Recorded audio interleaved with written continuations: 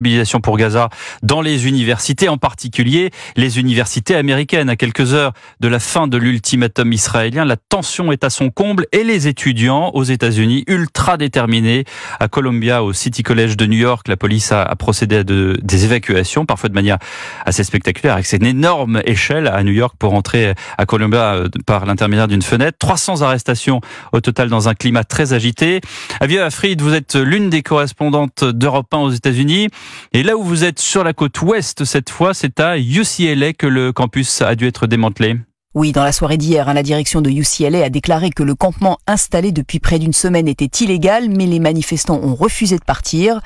Peu après 23 heures, des contre-manifestants masqués sont arrivés en nombre pour tenter de les déloger. La situation a vite dégénéré avec jets d'objets, gaz lacrymogènes et même des explosions de feux d'artifice.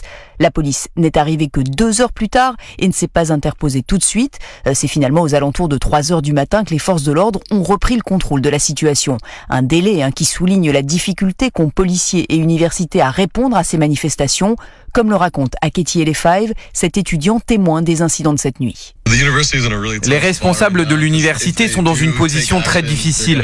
S'ils agissent, on va les détester, et s'ils n'agissent pas, on va les détester aussi. C'est vraiment très compliqué. Mais de plus en plus, les universités semblent décidées à laisser la police agir. Il y a quelques minutes, elle est intervenue dans le Wisconsin pour démanteler un campement à l'université locale, à UCLA, où le calme est revenu. Tous les cours ont été annulés aujourd'hui. Merci Aviva Fried, correspondante d'Europe 1 aux États-Unis.